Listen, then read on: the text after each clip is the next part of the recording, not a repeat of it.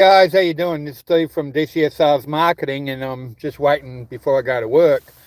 Uh, I got on my portfolio, and it literally increased overnight by a suspended actual share with the company that were doing what you call a reverse split, and it shot up to $9,000 profit on my portfolio.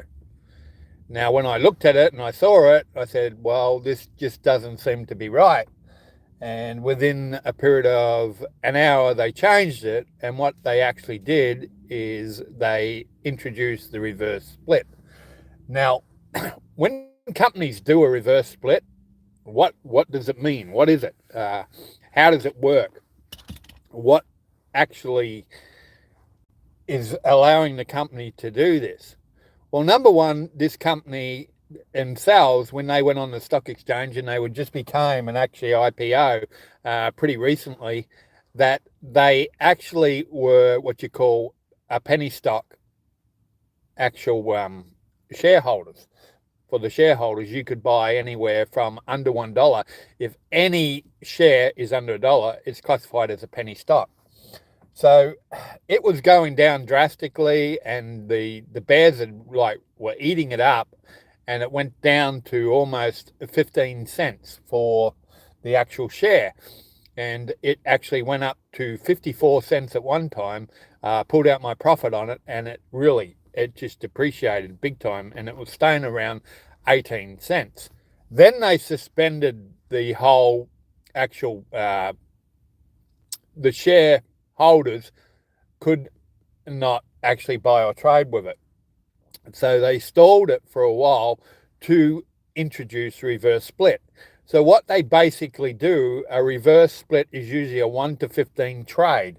In other words, say you have, like I had 3,000 actual shares in this actual stock at 18 cents or whatever it was at that period of time and if it had continued to go down, what you call on the stock exchange, it could get delisted, okay, and be not worthless. But if you could have someone actually, if it went up in that period of time, but a lot of the actual brokers and things like that, and the online brokerages will delist it because of the value of it.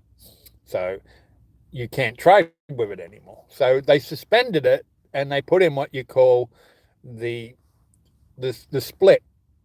And what they do is give an incentive to the value, which stays the same for the company, and the value itself is the same. They haven't made anything, they haven't gained any profit or anything like that, but to the shareholders, they make it appear that there's more value in your share. So what they basically do is they split it, and for the amount of actual shares that you have to the value, they reduce your shares, but they increase the actual share price, if you understand what I mean. So what they do is they reduce the amount of shares that you have in proportion 1 to 15, and they actually increase the price of the share. Now, why do they do that? Because it looks more presentable to shareholders as the price is more appealing, and it gives them a better image and better visibility on the stock exchange that they literally have some value on them.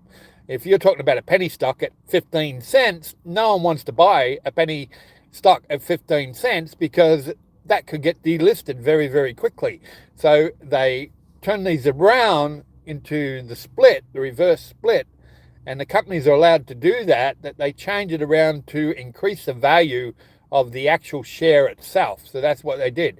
So my 3,000 shares that I had in this company were reduced down to 200, and it went from 200 shares to the actual shareholding price of $2.90. That's how they do it. They just reversed it around in equations, mathematical equations, and the value stays the same. Now I'm down almost $150 on this stock. It has not increased, but it's just something that I want to put out there, that people get scared because they just lost all their shares. If they had like 10,000 shares and all of a sudden the 10,000 shares goes down to like 500. The reason being is because that's what the reverse split does. It actually, in their equation, they make it in proportion to the amount that you have of the actual value of the shares in proportion to the amount of shares that you do have. So that's just something I want to put out there. Right now, it looked good. It really looked good. It looked like I made $9,000. But what they were showing was in that proportion that they hadn't changed it. So it looked like I had actually made $9,000 profit, which I was kind of opened my eyes a bit this morning when I saw it. But in fact, they hadn't changed it around yet and hadn't put the reverse split. The algorithms had not even changed it around, and it was actually showing that I was actually still running a loss. But that's okay. I'm going to continue with my portfolios, continue to show you my wins and my losses, and I will show a screenshot of my balance and actually how much I'm losing on this. But I'm going to stay in it because not, as I said before, not every share is going to stay down.